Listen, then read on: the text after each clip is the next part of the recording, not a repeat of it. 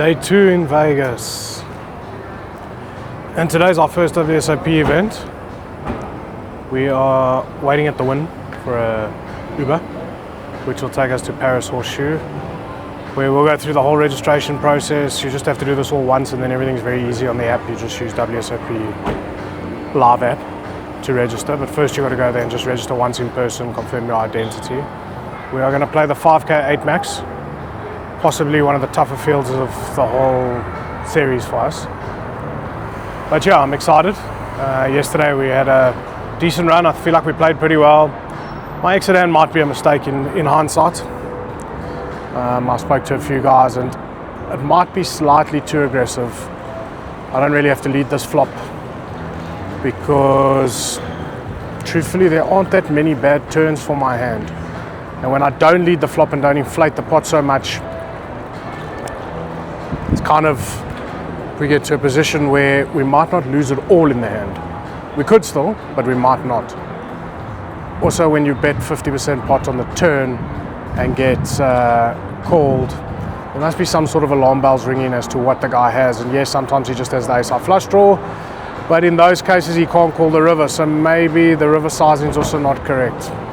We'll look into it, but we live and we learn. Today's a new day, and today's our first chance to win a bracelet this summer. That's what we're here for. Let's go.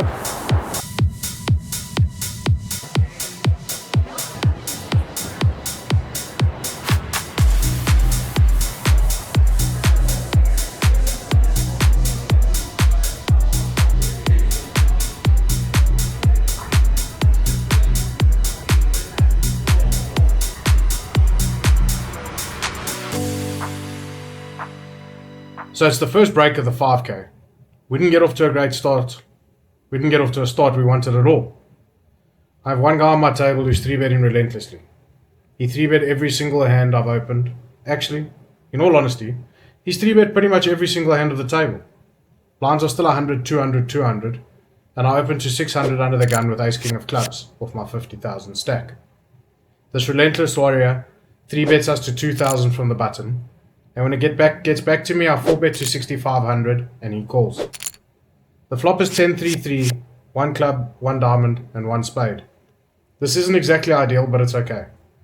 I lead for 3,500 and he calls. The turn is an offsuit 8, and I decide that a lot of the time at best he's going to have 1 pair. And I think it's very unlikely that 1 pair is going to end up being aces or kings. I'm going to try and apply. And I think it's very unlikely that that 1 pair is aces or kings. So I'm going to try and apply maximum pressure. I bet 11,000. He tanks for a long time and calls. The river is a 6.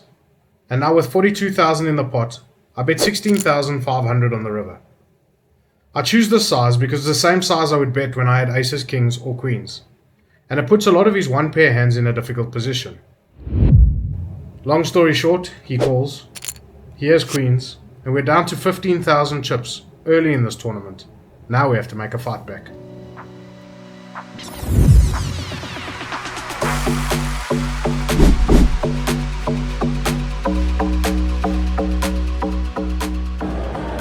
So the 5K never went very well.